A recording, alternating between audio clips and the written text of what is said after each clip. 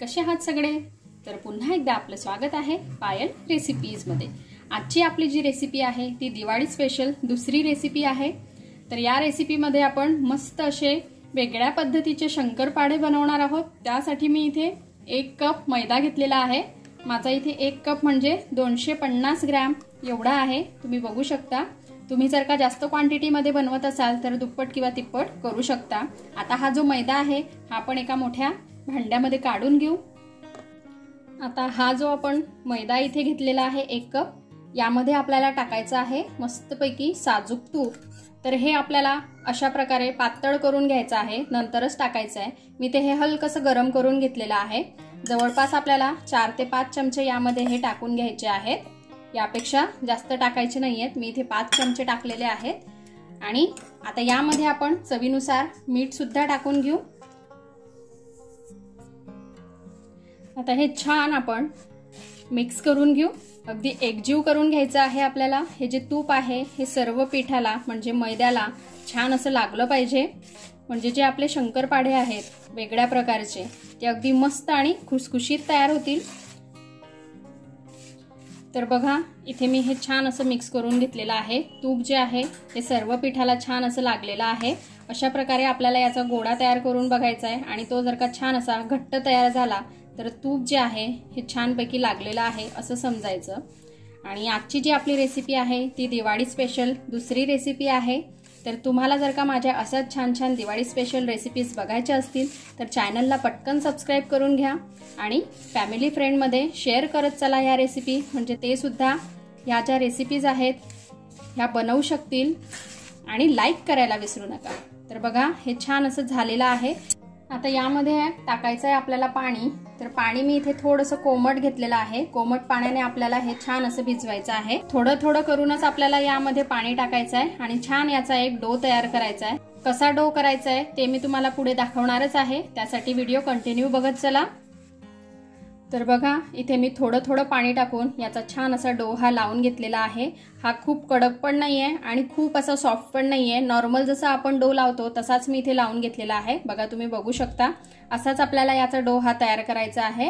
तर अगदी 10 मिनिटांसाठी आता आपल्याला याला झाकून ठेवायचं आहे। तर इथे मी कपड्याने याला झाकून ठेवणार आहे। असंच आपल्याला करायचंय।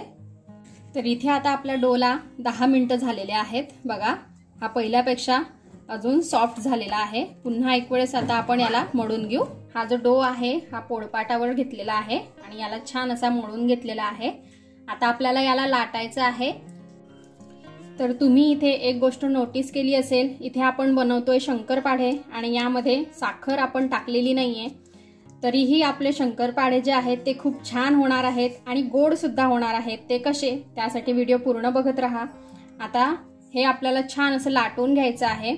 याला आपल्याला खूप पातळ पण करायचं नाहीये आणि खूप जाड पण ठेवायचं नाहीये। मी तुम्हाला दाखवणारच आहे कसं करायचंय ते। आणि तुम्हाला जर का माझ्या बाकीच्या दिवाळी स्पेशल रेसिपीज बघायच्या असतील तर मी आय बटनवर देते, तिथे जाऊन तुम्ही नक्की बघा। त्या पण रेसिपीज आपल्या खूप छान आणि मस्त झालेल्या आहेत, तुम्ही नक्की जाऊन बघा। तर बघा इथे मी हे छान असं लाटून घेतलेलं आहे। तुम्हाला मी याची जाडी दाखवते। बघा खूप पातळ पण नाहीये आणि खूप असं जाड पण नाहीये, असंच आपल्याला ठेवायचं आहे। आता आपण याला कट करून घेऊ। तर तुम्हाला ज्या शेपमध्ये आवडेल त्या शेपमध्ये तुम्ही करू शकता। मी इथे थोडेसे हे लांब लांब ठेवणार आहेत। मी तुम्हाला शेप दाखवतेच कसे करायचे आहेत ते।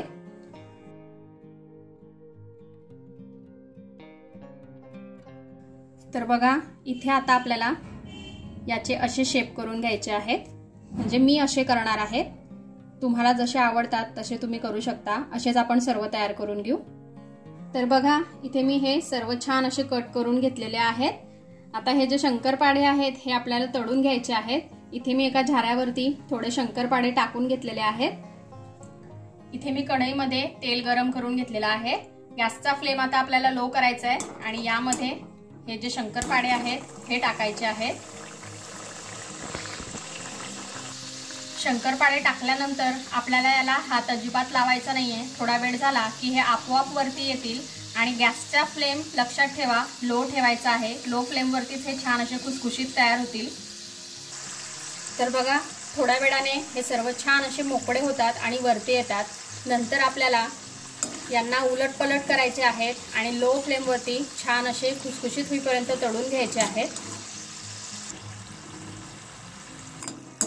तर बघा इथे आपले जे शंकरपाळे आहेत हे छान असे तळून झालेले आहेत. यांना छान असा कलर सुद्धा आलेला आहे. आता हे आपण काढून घेऊ. बघा किती छान दिसतंय आणि असेच बाकीचे सुद्धा तळून घेऊ.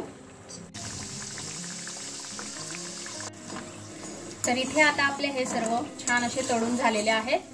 आता पुढे काय करायचंय ते आपण बघूया. आपले शंकरपाळे तळून झालेले आहेत. आता आपल्याला एक पॅन किंवा कढई घ्यायची आहे. त्यामध्ये आपल्याला 1 कप साखर घ्यायची आहे. 1 कप आपण इथे मैदा घेतलेला होता म्हणून इथे 1 कप आपण साखर घेतलेली आहे. यामध्ये आपल्याला अर्धा कप पाणी टाकायचं आहे. इथे आपल्याला ही जी साखर आहे ही साखर छान अशी पाण्यामध्ये मेल्ट करून घ्यायची आहे आणि याचा आपल्याला पाक तयार करायचा आहे. तर तो कसा करायचा आहे ते आपण बघणारच आहोत. त्यासाठी व्हिडिओ पूर्ण बघा. आता इथे साखर जी आहे ही छान अशी मेल्ट झालेली आहे. यामध्ये आपण थोडीशी इलायची पावडर टाकून घेऊ आणि याला अजून आपण घट्ट करणार आहोत. तर इथे आता आपला जो पाक आहे हा तयार झालेला आहे. थोडंसं आपल्याला याला चेक करून बघायचं आहे. बघा हा छान असा चिकट झालेला आहे. असाच आपल्याला करून घ्यायचा आहे. आता इथे पाकामध्ये आपल्याला जे शंकरपाळे आपण तळून ठेवलेले होते ते टाकायचे आहेत आणि हे छान असे आपल्याला पाकामध्ये मिक्स करून घ्यायचे आहेत. जिथपर्यंत पाक जो आहे हा सर्व शंकरपाळ्यांना छान असा लागत नाही तोपर्यंत आपल्याला याला असंच छानपैकी ढवळायचं आहे. पाक जो आहे हा सर्व छान असा कोरडा झाला पाहिजे आणि मध्येच आपल्याला याला सोडून द्यायचं नाहीये. छान असं ढवळत राहायचं आहे जसं मी तुम्हाला दाखवते अगदी तसंच.